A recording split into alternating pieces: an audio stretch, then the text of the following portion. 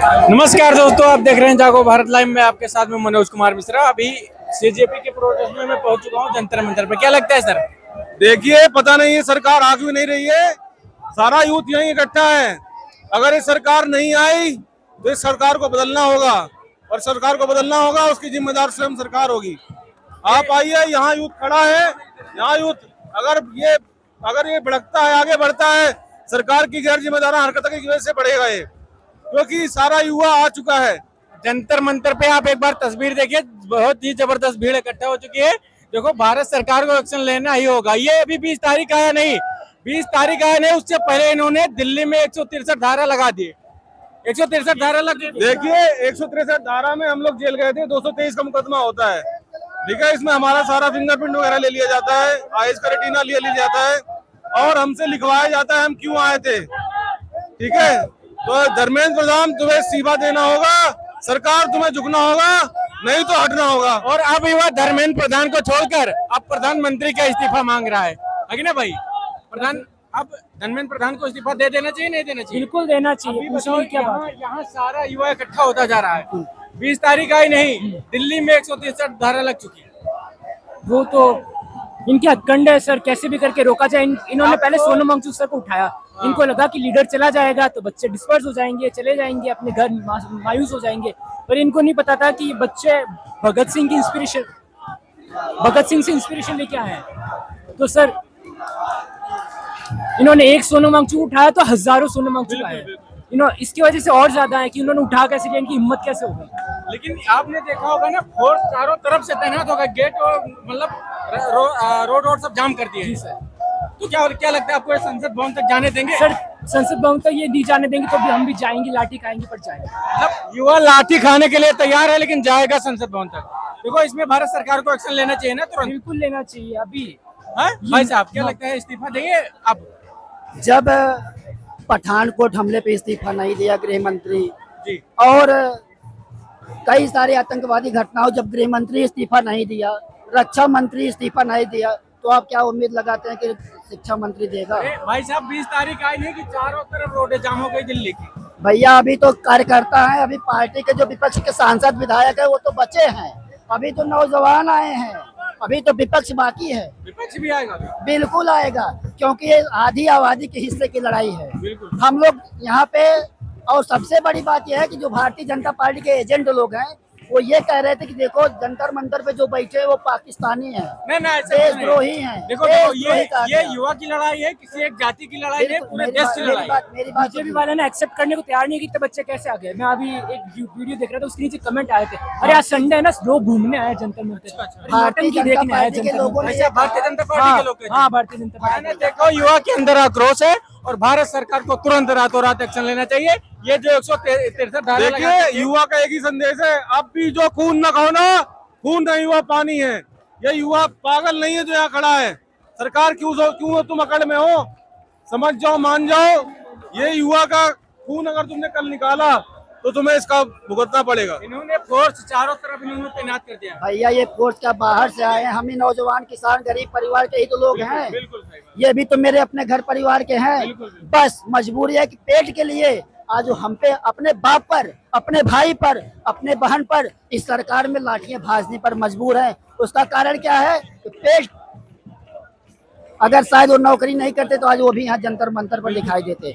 सबसे बड़ी बात है कि जब हम नौजवानों को काकरोच कहा गया, काकरोच कौन होता है भाई? जो एक चीफ जस्टिस जिसके ऊपर देश का न्याय की, विश्वास की कायाकल्प होती है, नींव होती है, अगर वो हम नौजवानों को कहेगा कि हम काकरोच हैं। और उससे भी बड़ा दुर्भाग्य की बात यह है कि भारतीय जनता पार्टी के लोगों ने कहा हम हिट चलाएंगे। अरे नालायक हरामखोरो, तुम हिट किस पे चलाओगे? देश की उस आधी आबादी पर जिसने तुम्हें 2 करोड़ नौकरी के लालच में सत्ता में बैठाने का काम किया, तुम उनको हिट चला के मारने का काम कर रहे हो। ये किसी जाति विशेष की लड़ाई नहीं है, ये देश के युवाओं की लड़ाई है। ये शिक्षा से आजादी की लड़ाई है, शिक्षा में भ्रष्टाचार के खिलाफ ये नौजवानों की आजादी की लड़ाई है। और ये लड़ाई आजादी के बाद, महात्मा गांधी के युग में तो हम लोग नहीं पैदा हुए कि आजादी की लड़ाई लड़ सके, लेकिन सोनम वांगचुक के जमाने में आज हम लोग हैं, तो शिक्षा की आजादी की लड़ाई हम लोग मजबूती से लड़ेंगे। और ये अधिकार है हम नौजवानों का, और सरकार चाहती है कि हम लोग अनपढ़ रहें। अनपढ़ रहेंगे तो सवाल जवाब करेंगे नहीं।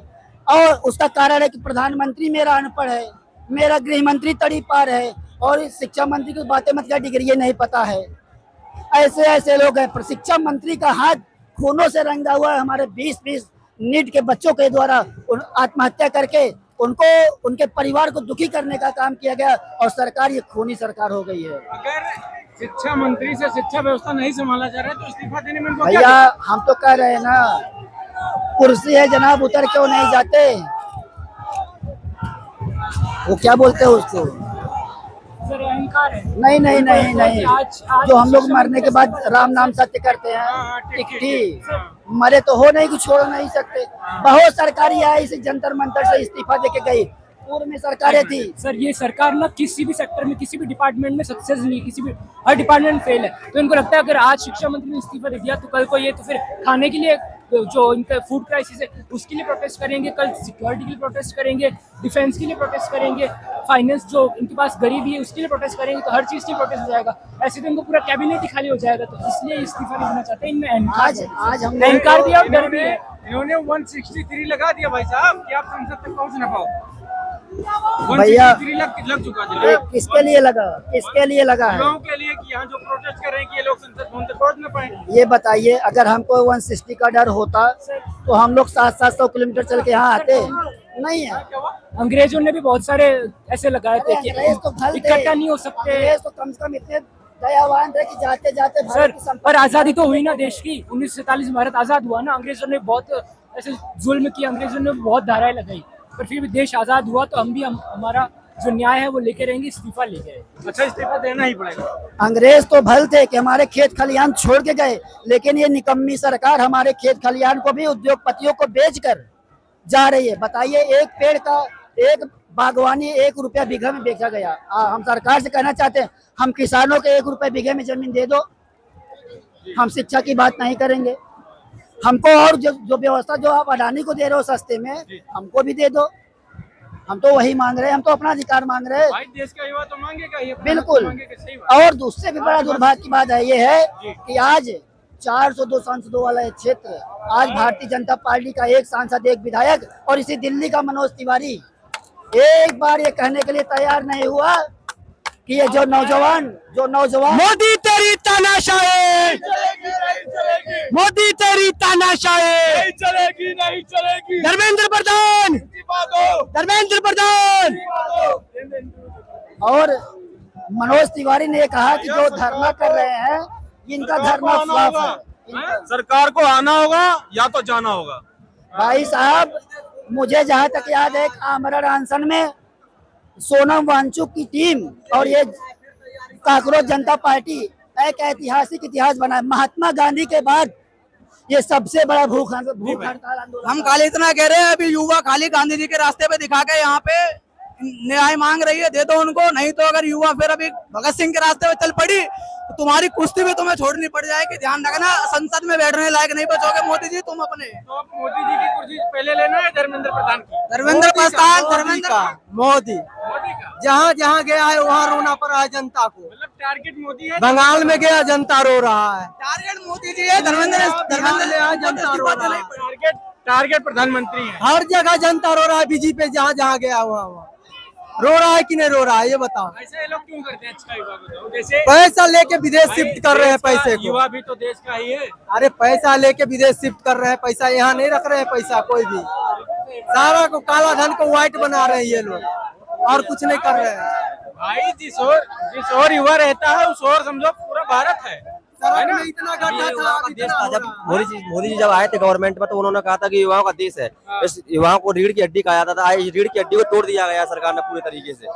युवा और किसान दो ही इस देश में सरकार जो रीढ़ की हड्डी कहे जाते हैं, और दोनों इस समय लाचार आने वाले टाइम पे जिस हिसाब से पेपर लीक हो रहा है, अभी आने वाले टाइम पे साला अनपढ़ बैठ के वहाँ पे अगर इलाज करेगा तो क्या होगा किसका है? आने वाला पीढ़ी क्या करेगा? उसको अगर सर दर्द की, उसको सर की पढ़ेगा नहीं लिखेगा नहीं तो फिर उसके क्या ही कर पाएगा? वही तो कह रहे, क्या कर पाएगा? अगर सर दर्द की दवाई, उसको पैर दर्द की दवाई देगा जाके, उसको किडनी का इलाज करना, वो जाके दिल का इलाज कर देगा लेके। क्या करेगा? अनपढ़ अब अनपढ़ अभी कर रहा है। मोदी जी कर और क्या वही करवा रहा है, और कौन करवाए? शिक्षा मंत्री तो धर्मेंद्र प्रधान है ना, शिक्षा मंत्री अरे तो ऑर्डर तो वहाँ से आता है कि मुखिया तो उनके इंस्ट्रक्शन पर चल रहा है ना, धर्मेंद्र प्रधान मुखिया है मोदी जी, उनके इंस्ट्रक्शन पर धर्मेंद्र प्रधान चल रहा है। सही बात, भारत सरकार को एक्शन लेना चाहिए। जो ऐदा देता है उसी को तो ऑर्डर आता है वहाँ से, तभी तो ये अगला करेगा।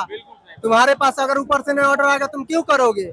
वहीं से ऑर्डर आया तभी तो अभी कुछ नहीं बोल रहा है वो, क्यों नहीं बोल रहा है? ये धर्मेंद्र प्रधान को इस्तीफा इसलिए दिलाना नहीं चाह रहे हैं। अगर ये धर्मेंद्र प्रधान अगर इस्तीफा देता है तो पूरी की पूरी बीजेपी सरकार गिर जाएगी यहाँ पे, और उसको देना पड़ेगा इस्तीफा, चाहे तुम कैसे दो। नहीं तो कल के डेट में यहाँ से सारी के सारी युवा संसद की तरफ प्रस्थान करेगी। अगर नहीं करते, अगर गांधी जी के रास्ते पे दिखा के चल रही है अभी, अगर नहीं देते हो तुम। कल आया नहीं, दिल्ली में 163 लग चुका है। 160 चाहे तुम्हें जो लगाना है वो लगा लो। ये बहुत सुधार रहे हैं, पता है आपको? तुम फोर्स उतारोगे पूरी युवा आएगी वहाँ पे, तुम क्या क्या उतार लोगे लेके? कितना जनता से ज्यादा है फोर्स, जनता से ज्यादा फिर कहाँ से होगा? एक जनता के बराबर एक फोर्स होगा, फिर कहाँ से होगा? बहुत कम है, लेकिन अब लाठीचार्ज हमारे मान लो 50% फोर्स आएगी, 50% जनता रहेगा, कहाँ से होगा? बाकी अब ये भारत सरकार को समझना पड़ेगा और जल्द से जल्द एक्शन लीजिए, ताकि युवा बहुत ज्यादा ही आक्रोश है, दिक्कत हो सकती है। बाकी आप लोग कमेंट सेक्शन में अपनी प्रतिक्रिया जरूर दीजिएगा। आप सभी का बहुत बहुत धन्यवाद।